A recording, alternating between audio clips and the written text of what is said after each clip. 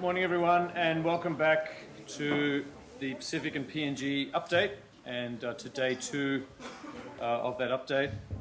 If you weren't here yesterday, my name's Stephen Howes. I'm the Director of the Development Policy Centre, the host for this update.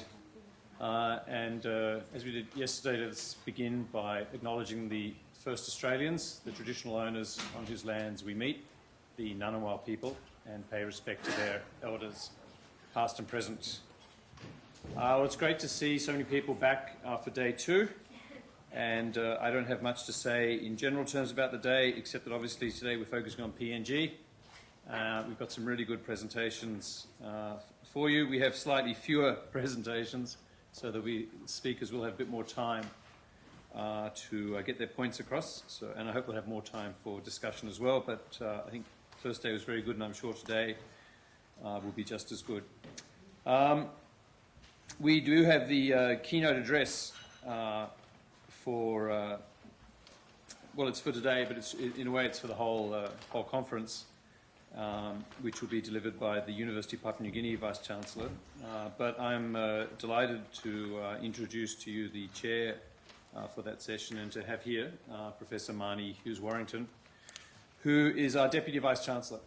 And, you know, it's no secret that I'm very keen to build up more links with UPNG, and we're trying to do that in the economics area. And I was very happy. We had the Vice-Chancellor last night at the dinner, and I'm delighted, Marnie, you've been able to come along this morning. So I'll hand over to you. Thank you.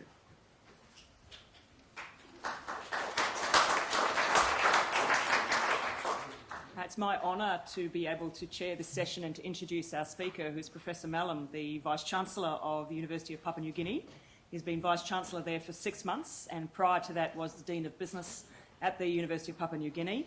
Tells me that he's also taught in India and up in Scandinavia, but of course he's a graduate of ANU, PhD in psychology, as well as other graduate qualifications, so eminently qualified. What makes a great Vice-Chancellor at a time like this is a man like Professor Mellam who stands up and says, we're either going to do nothing or we're going to do something. There's a lot of something that needs to be done in higher education, not just in Australia, but in many places of the world, and in New Guinea I am aware that there is very much to be done. I asked Professor Mellam a couple of minutes ago when it is he has time to sleep. He smiled beautifully, like every well-trained Vice-Chancellor, and said, I do have sleep, but I also teach. And he teaches every week his students, and does so to remind himself about why it is we're here in higher education, and says it's a tremendous stress relief to come back in contact with the students, who are of course the future not only of business and society and culture, but the future of the sector itself. So it's a great pleasure for me, and I'm very much looking forward to hearing this keynote address. We think our problems are big in Australia. Well, maybe. They might be small by reflection, but I think that we share an opportunity to work together on making sure that the future of higher education, and in fact all levels of education, is stronger, and that there is more opportunity around the world. So it's my pleasure to invite you forward, Professor Mellam, to deliver the keynote address.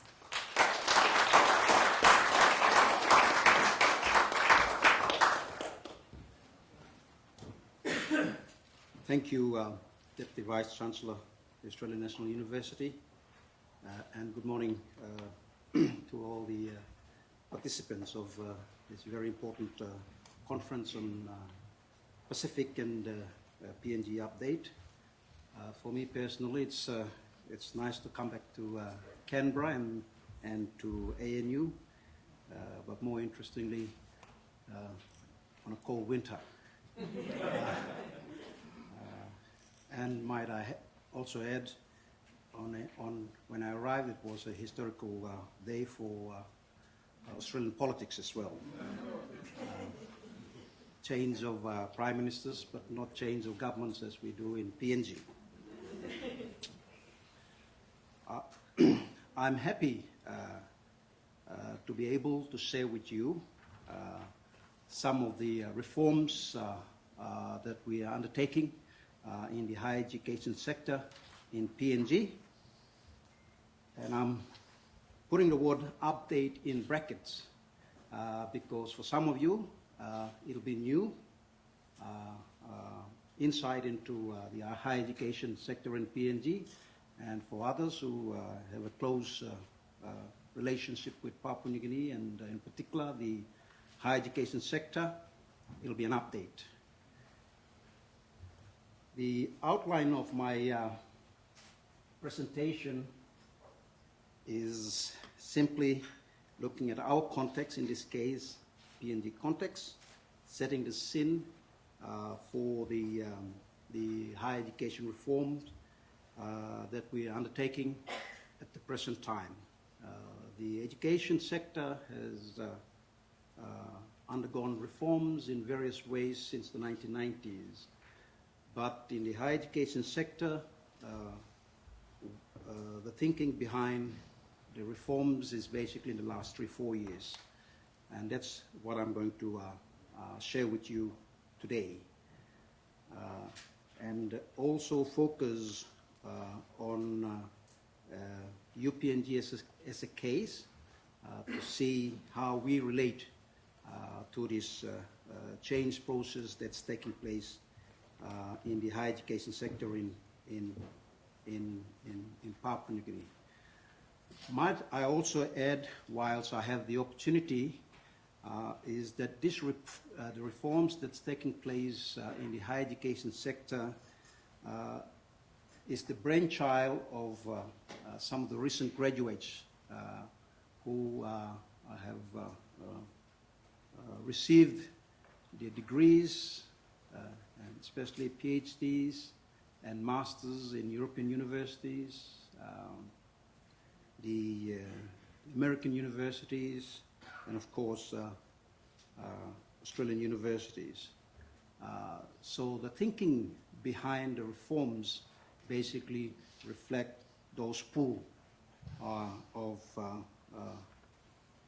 cohort that have come out of the universities in various countries, and also not forgetting that there are few who have obtained their PhDs and masters in Papua New Guinea. So it's really a homegrown reform anchored on what we know about the global trend in higher education around the world.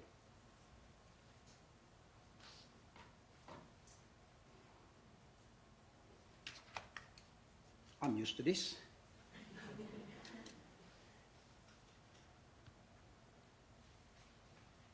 Now, the thinking behind the reforms in the higher education sector is attributed to a number of considerations, and one of those that many of you know is the work done by Namaliu and Gano, the Namaliu-Gano report that looks at the higher education sector in PNG, and of course the government development plans in the last 5 years or so, Vision 2050, followed by the Strategic Development Plan 2010, 2030, Medium Development Plan, and sectoral plans, and an interesting yearly plan which is more a political impression of plans.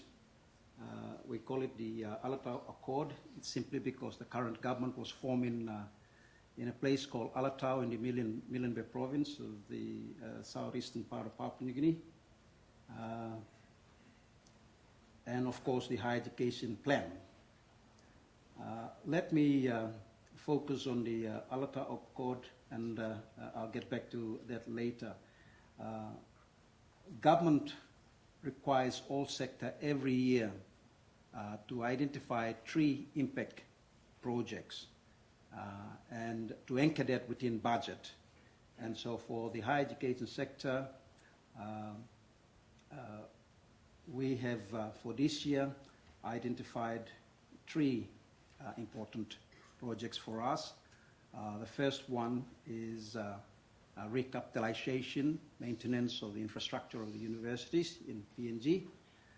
The second one is the linkage between higher education sector and technical vocational education. We want to strengthen that. And interestingly enough, a national open university for Papua New Guinea. So that's been our thinking in the higher education sector this year. Now, the Vision 2050 is an interesting blueprint in that it talks about Papua New Guinea being a smart, wise, fair, and happy society by 2050. The fundamental question is, where are we going? We want to be ranked in the top 50 countries in terms of the United Nations Index by 2050. What will we do to get there?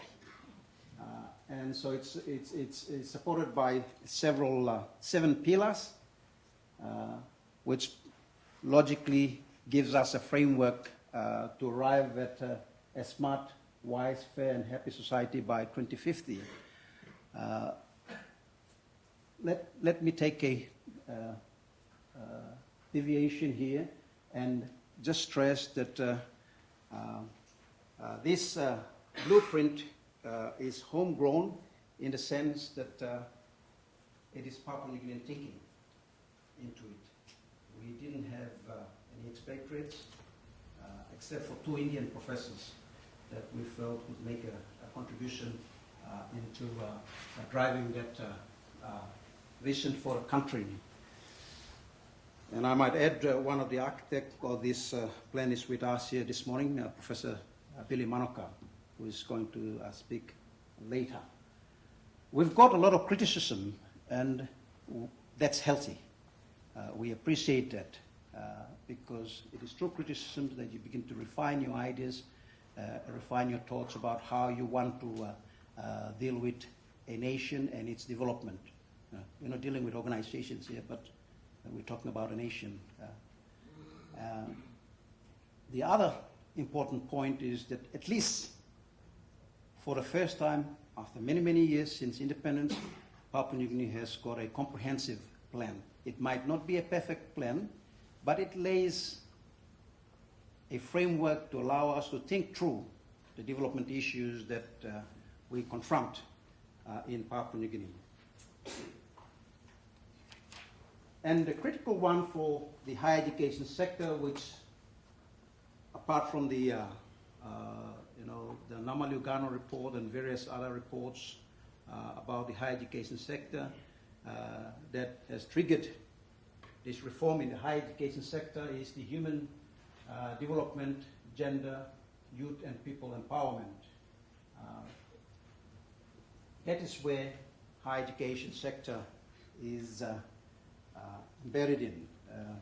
That's our contribution to nation building. But of course, there are manifestations of higher education across the other sectors as well. Wealth creation is important. If you want to create wealth for a nation, you've got to be educated. And so you'll find that across. But this was, the Vision 2050 was an important trigger for the reforms in the higher education sector, and to allow us to begin to think about the reforms in the higher education sector, at least in the last 4 years. I don't need to talk about that because I've just gone through that. The other important consideration that laid the foundation in thinking and the framework in driving the reform agenda in the higher education sector in Papua New Guinea is the external factors that have shaped higher education sector thinking or higher education reforms in other countries. For example, the impact of globalization, issues of access, where we find in the PNG experience that spaces in the higher education sector is scarce. Scholarships are not many, unlike the days when I wrote my graduate studies. The other interesting challenge is the mobility of students. The borders are open. ICT has provided a platform for Papua New Guinean students, for example, to not even go to high-ranking universities, for example, to ANU. They don't have to be physically present in those universities, but they can do graduate studies online. That will have an impact on the sector in PNG. Of course, the issue of teaching, learning, and curricular innovation at the core of what we are as a university or as universities, and subsumed within that is a range of issues that does have an impact on how we frame our teaching methodology and curriculum development. And a critical one that for us in PNG is the Asian sensory.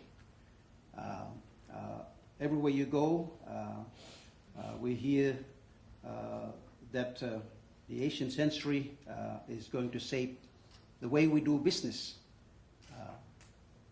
for quite some time, for a century.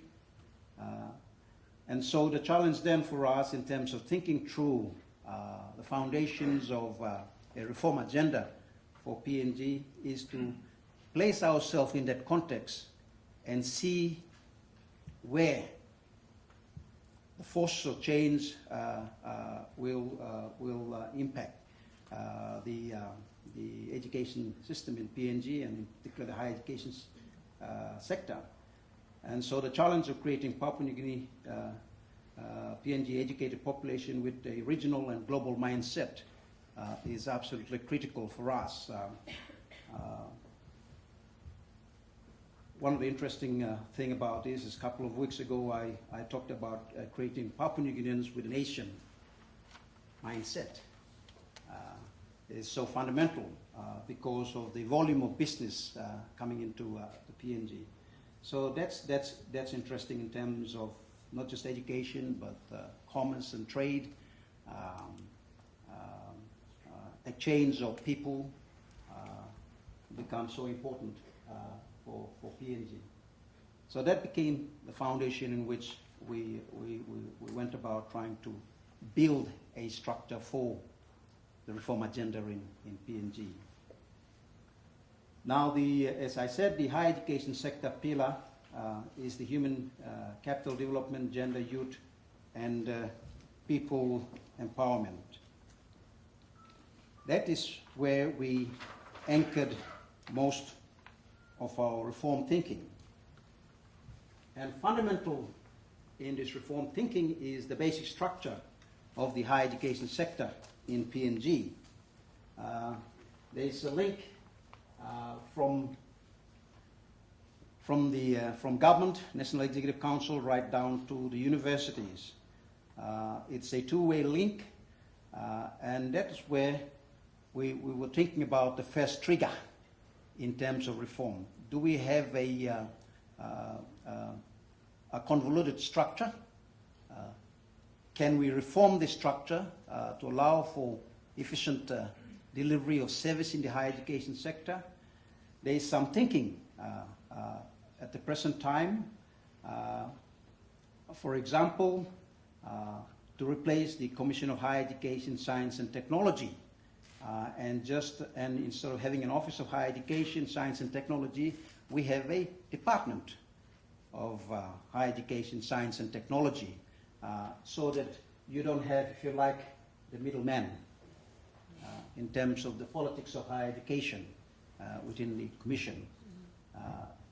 And so that's one thinking in that reform.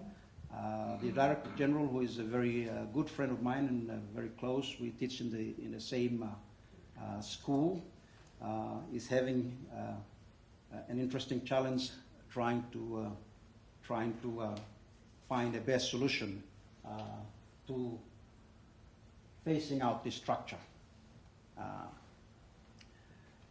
There is another important reform within this structure that I can update you on, or for those who know the PNG higher education sector, is the budgetary cycle. And In the past, the universities submit their budget directly to government. Right? And then over time, what's happened is that the budget process now goes through the higher education sector, through those two structures, to the ministry and to government. And especially the PIP, what we call the Public Investment Program, as opposed to the recurrent budget structure. We think we could do without that structure. We feel that it will be efficient if the higher education sector has a take on just the PIP because it involves all universities, and we have 7 universities in PNG and a number of higher education institutes. So we can run the PIPs through the Office of Higher Education so that they become the independent arbitrator in terms of preventing universities fighting over the development budget, whereas the recurrent grant is really university specific or institution specific.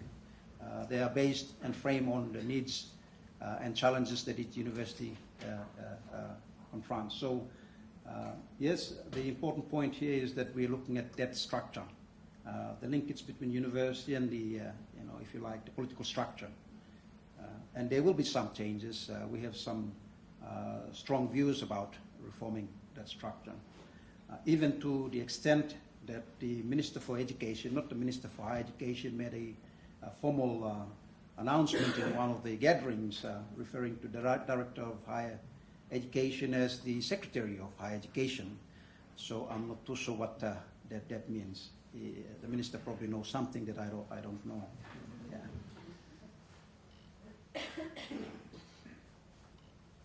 Let me just go back and also give you some figures that will also set the context in terms of the challenges. This raw data gives you some idea of the number of school graduates by exit point, and the one in red is important because we have these are students who, if they meet the admission requirement, can apply directly to the university. So we have something in the order of about 15,000 students coming out of our grade 12 systems in PNG, and the university can only, all universities put together can only absorb no more than 4,000. So that gives you some idea of the thinking behind the reforms. And one of the thinking behind the reforms is, do we need an open and flexible program structure to reach the masses of our students? So that's a challenge. Another set of figure is that of all the universities put together, that's the number of graduates that we put out every year. On average, of the 7 universities, about 800 odd students graduate across this, the 7 universities, of which the University of Papua New Guinea continues to produce the largest number of graduates, about 1,700 of the 4,200. And to give you some idea in terms of the disciplines, and that has some bearing on our thinking in the reforms, is that the lowest number of graduates, about 2%, makes up the low graduate, and teacher education makes up about 29%, followed by business education, 23%, and in between you have engineering and other social sciences. Yeah. So we are faced with a very difficult challenge. The numbers of students coming out of the grade 12 system will continue to increase, as you know, because government has invested on free education at that sector, not so much the higher education sector. So The figures are going to be very interesting in the next couple of years in terms of number of students coming through the Great Wall system and the 7 universities' absorptive capacity to absorb the number of students coming through Great Wall. So what do we do? Now, at a micro level, the current reforms in the higher education sector has focused on a number of considerations. The Higher Education and Technical Education Bill 2013, an act, changes in the acts of the universities, and of course the Higher Education Plan. The next part of my presentation will just focus on the Higher Education Plan, because that's where you will see the thinking behind the reforms. But let me just make a couple of quick remarks. One of the things about changes in the acts of the universities that I find very, very pleasing as the Vice-Chancellor is that the public universities in PNG have very big council sizes. The University of Papua New Guinea has about 35 council members. And for those who sit in boards or university councils, you will appreciate what I mean. If 35 people are all talking about an agenda, then it will take forever to finish the meeting. And yes, we have set records at the University of Papua New Guinea. For example, a couple of last year, the council meeting was conducted a total of 2 days. Why I'm saying 2 days is because they started at 9 o'clock and didn't finish until about 1:30 next day. So the good thing about this act is that a couple of us, without naming names, have focused specifically on the provision that governs the number of councillors in University Council. And so I'm pleased to report, in terms of one of the reforms, the University of Papua New Guinea has reduced its council size from 35 to 12. And the Chancellor, about 3 weeks ago, more than 3 weeks ago, in a standing committee of council, sort of informed council members that come November, we will dissolve council, and the Vice-Chancellor can then have his take on establishing the new council. And so it'll be different because of a number of things. Now let me talk about the intent of the Higher Education Plan, and that there will be some comments again in relation to the council. We want to transform the tertiary education, research and development through quality assurance and innovation. We think it's a very big challenge for us.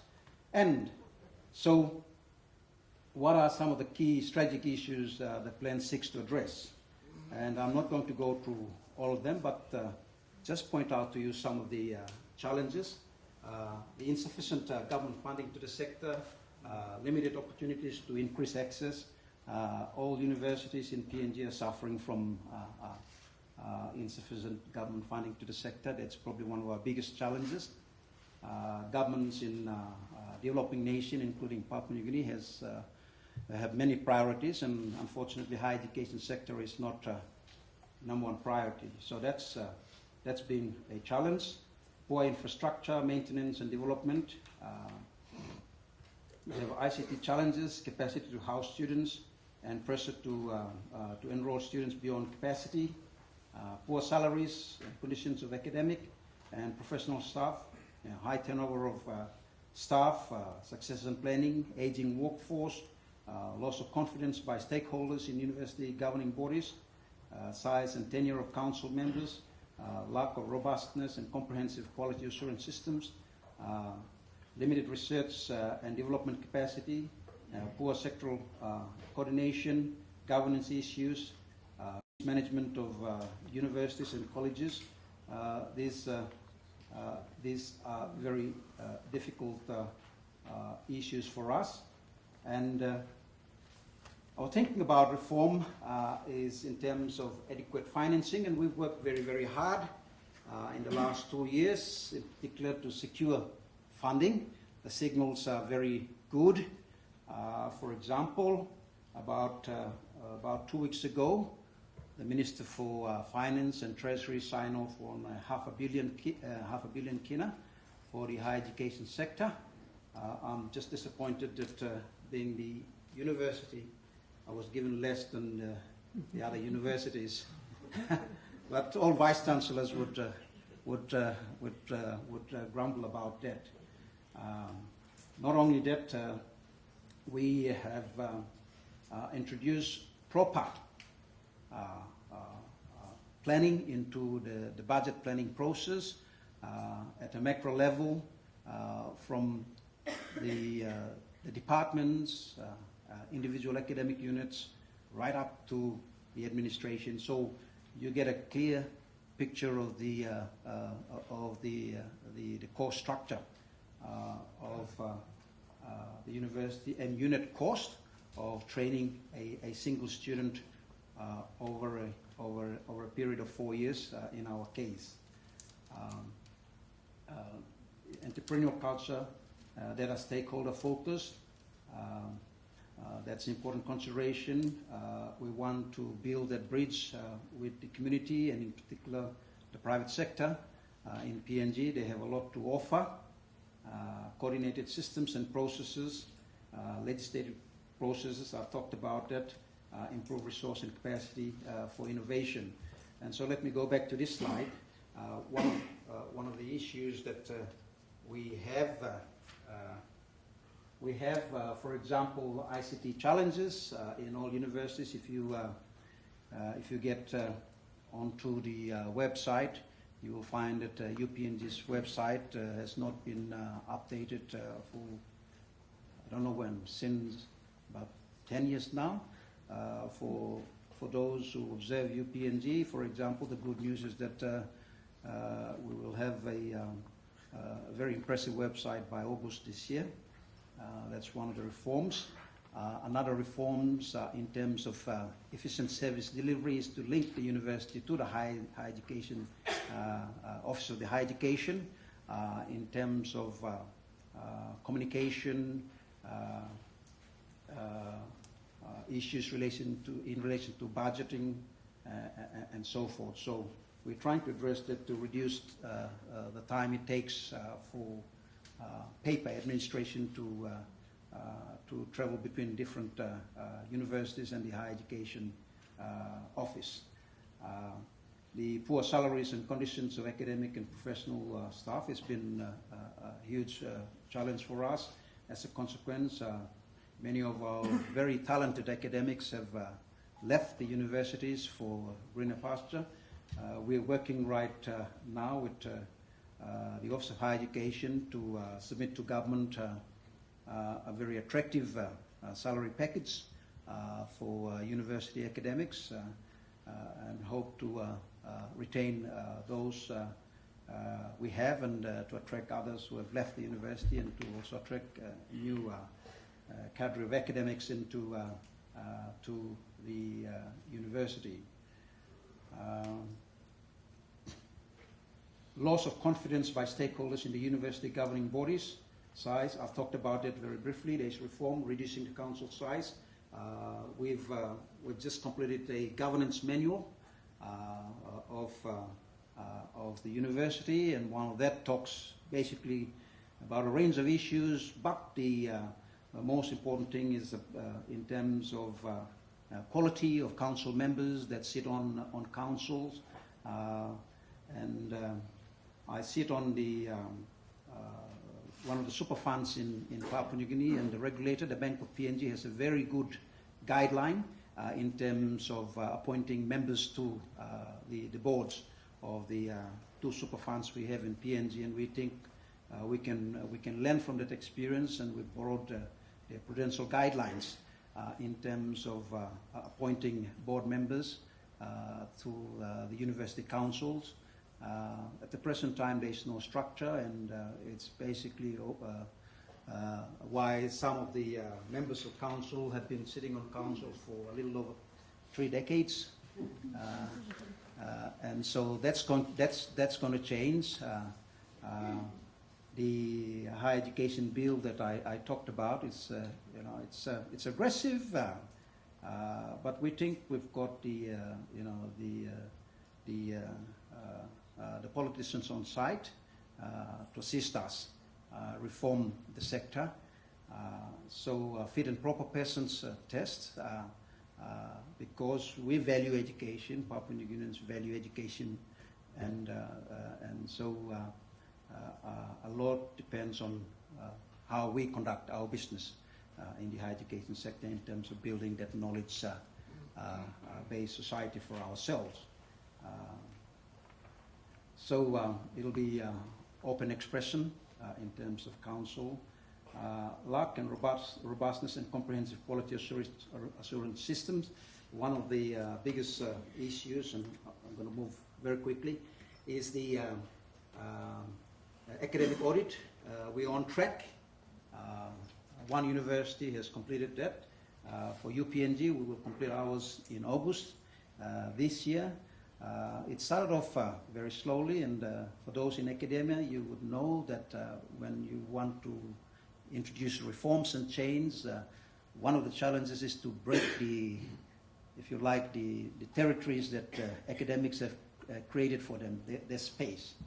Who are you to come and tell me what I know about economics or what I know about strategic management or business management? Limited research and development capacity. We're trying to find traction in that. One of the positives about this is that the network that we have, we're bringing that in. I think the Australian government has invested in what we call PaceNet, that brings the Pacific Island researchers together, and so that's a platform that we'll work on.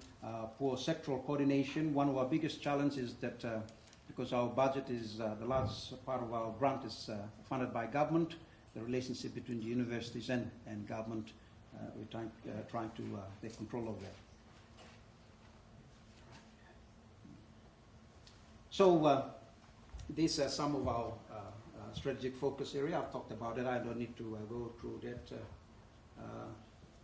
Access, equity, diversity, output is very important. Industry and district alliance. That's where, for example, if we get our open university, will it service the district? Because a lot of money is going down to the sub-national level, to the local level government. And for the first time in Papua New Guinea, those who follow PNG politics, we have candidates holding a doctorate degree now contesting as council presidents, and that's a positive thing. All right. So let me just wrap up. So this is just some of the reforms that's taking place. It's early days, but I'm very positive that we will we'll get that first trigger with the change of the Higher Education Act. That will trigger the change in the respective university acts. In our case, the provision on leadership, governance issue, quality assurance. I've talked about academic audit, but there are audits in other areas like physical infrastructure, ICT, and others. So let me just give you a rundown on PNG. I think some of those issues are covered. We will locate it in Moresby for those who don't know where the University of Papua New Guinea is, National Capital District. 5 schools of faculties, law, business, humanities, social science, science, medicine, and allied health sciences. That's the challenge I have at the present time. I operate in a confined space in terms of business, but now I've got to deal with scientists and social scientists and the medicals in terms of managing a university. We have an open and flexible learning program with open campuses and franchise arrangements in all other provinces of PNG, enroll up to about 15,000 students per year. We have a workforce of 1,700 full-time academic and administrative staff, plus another 300 casuals. The UPNG challenges are some of those that I've talked about. The big ticket item for us is academic audit, and we're moving through that, finding traction. We're reforming the University Act so that it is up to date with contemporary world that we're a part of.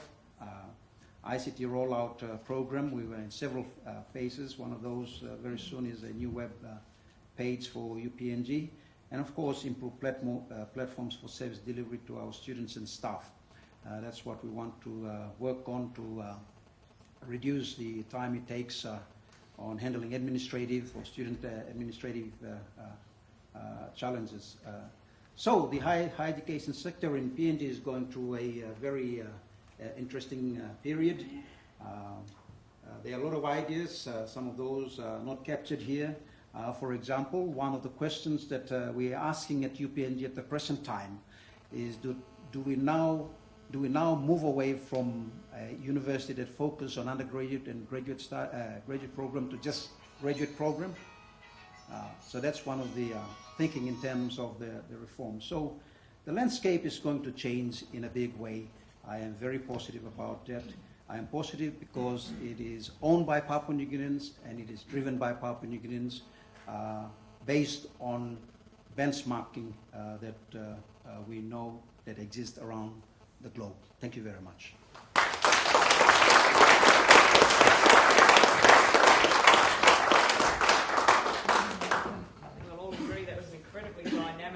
Presentation and truly reflective of your skills, your disciplinary background in knowledge, culture and workforce change and innovation. Truly inspiring. We have time for questions, so if anybody would like to ask a question of Professor Mellam. Yeah. Bill, I know some of them. Sure, please. Sorry, a number of my professors are here. Well, there's an obligation, please. Sorry about that. And then you can take over. It's a culture. Yeah. Vice-Chancellor, we heard from Peter Baxter, head of AUSAID last night, that the recommendations of the Garneau report, that funding from Australia for the tertiary sector should be matched by PNG contributions. But because the PNG contributions have not been put up, you've got, I forget the figure again, 100 million, I don't know, a lot of money sitting around waiting to be dispersed and used within the PNG tertiary sector.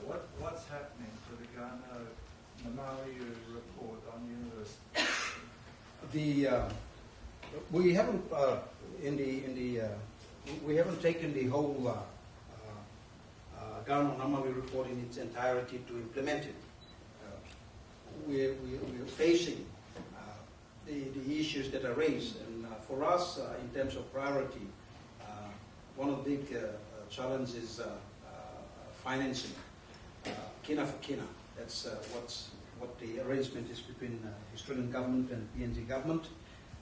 That's at a political level, but at an operational level, we, the higher education sector, we have prepared, for example, what we think is our resource model, so that government can then take carriage of that and anchor that Kina for Kina arrangement. The other one is academic audit, as I have indicated. The Australian government has supported this exercise by bringing in people who are knowledgeable in terms of academia to assist us in terms of undertaking the audit of the university. So, for example, the Vinewood has gone through that.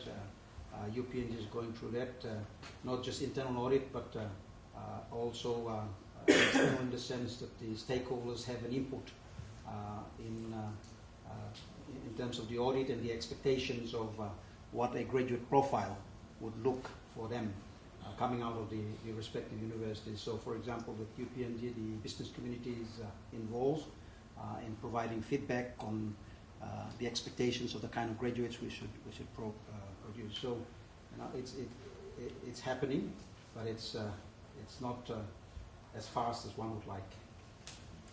happening. So I wanted to thank you very much for that update, and also to congratulate you on your deserved appointment, as well as for the bold and very encouraging message that you are attempting to put into the university to lift it another to the level that it was before, one of the best higher tertiary institutions in the Pacific. I'm wondering, sir, how far are you in that aspiration from what it is now to where you want to get it to? For me, it's 6 months. I've been in office for 6 months, so personally my aspirations is 6 months, but in terms of finding traction,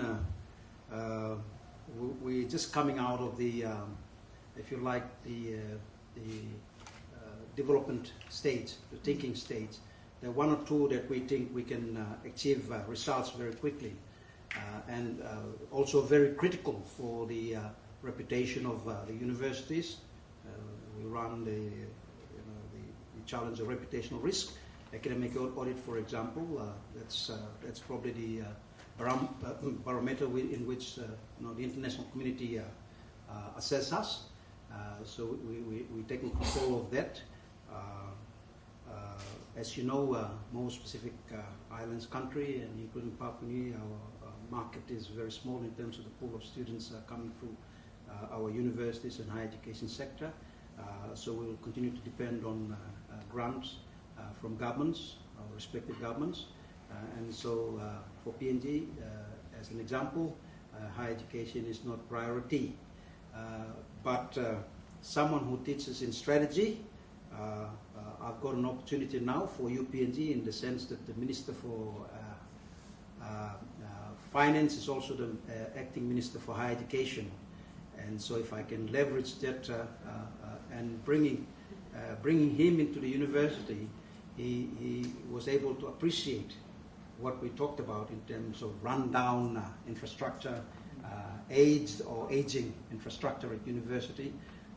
And so he's very committed to driving the reforms in the higher education sector.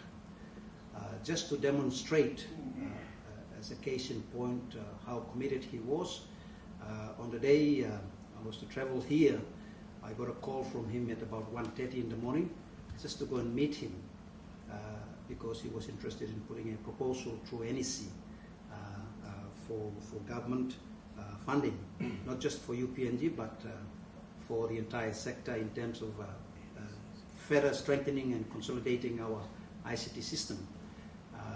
And so I guess that's an illustration of the political will and the political commitment to reform the higher education sector in PNG.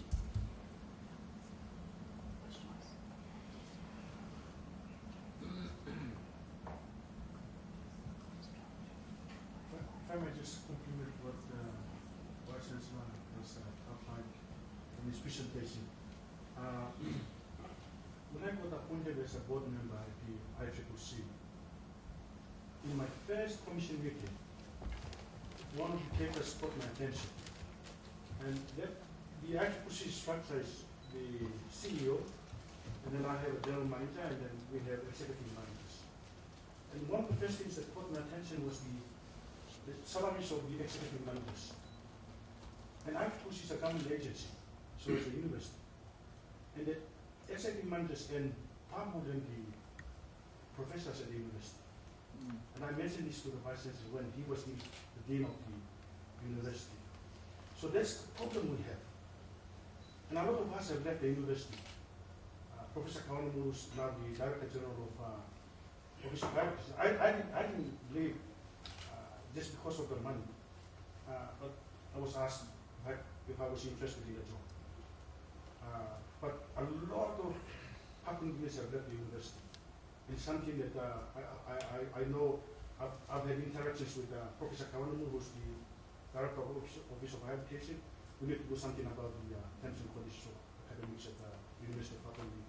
I know throughout the world, academics don't pay well. I mean, but for Papua New Guinea, I think we need to do something about it. The second point I'd like to share with you is that University of Papua New Guinea is the only university that offers economics and law. For me, and something that I've also shared with the Vice-Chancellor, is that maybe the other universities should also offer the same programs. And let's compete for students. Every year, a lot of students apply to do these two programs. And only a few can get in. It's come to a point where only the straight A's are getting in. And a lot of the good students are now missing out. It's a big concern of mine. Can I make a quick comment? As I said, I sit on a number of private sector boards, and a couple of occasions I lost my psychological balance in the context of deciding on the pay package of the CEO and deputy CEO who were my students. So yes, I totally agree. I have a quick question about access. You showed the total graduate from year 12, and when you combine the universities with the technical education, it's still short. So what are the opportunities for expanding access to tertiary education in New Guinea? For technical education? For both sectors, okay. What are the opportunities? So the law example is one example when there are many students being turned away. Yeah. Is the government committed to access? It's a very good question. I can give you a real example. As one of the reforms, the pathway between technical vocational education and higher education sector is not clear. But we have met twice, late last year and about 4 weeks ago, to clear that path. There's a lot of good students coming in. For example, the extractive industry and how it has had an impact on the economy of PNG illustrate to us very clearly that we are lacking in terms of human resource in the technical area, and so that became the trigger and allowed us to focus on where the gaps might be, and so it became very clear to us that one of the reforms is to clearly articulate a path where students coming off from technical colleges have a clear path into the university. That's not clear. And so that's just in terms of technical education. We're also looking at the platform of allowing students to switch subjects, from a technical vocational background to management, for example, and so that we can then absorb more students coming through that space. Over and above that, we think, and that's still in the development stage, we think maybe an open university structure that's probably subsumed under an existing structure, so that we don't increase increase the cost. Maybe at the university would allow for a lot of good students who are, A's and B's who miss out university can go through this structure. So at the present time, we're working very closely with the Malaysian government. I think one of the best models in our region is the Malaysian Open University, to see if we can learn from that model, because our experience is almost identical to the Malaysian experience, and that have freed up access to a lot of Malaysians to access higher education. They don't necessarily have to come to Moresby. But if we got our IT platforms right, we can run a lot of our programs like it. I think we have time for one more question. Vice-Chancellor, thank you very much for your address. Is there a survey of graduates to find out what positions they're going into? And that would provide a valuable feedback to people in providing the courses to see what's happening to their graduates. Yes, we do. The higher education sector conducts the survey. That's part of the data that has allowed us to think about the reforms in terms of exiting into the different professions. And from the data we appreciate that we are handicapped in terms of a lot of students going into technical education. A lot of them business and management seem to be very attractive. And so there's a skill shortage in the technical area. And so we're looking at several options to try and make the technical education attractive, perhaps starting at the primary, or what we call it community school, and encourage more interest in science and technical related disciplines, and also provide to students a very clear pathway, as I have indicated to the Deputy Vice-Chancellor, that students coming out to the technical vocational education at the present time thinks that's the end of the road. But they have this option to go to at least at the present time, one university that offers technical programs. So offer them a clear path, so that you don't have access who are hopeless and feel they are not valued by society. So we are trying to, in the spirit of this transformation, bring everyone together as we move towards transforming the higher education sector and contributing to nation building. It's a tremendous thought upon which to finish. Can you please all join me in thanking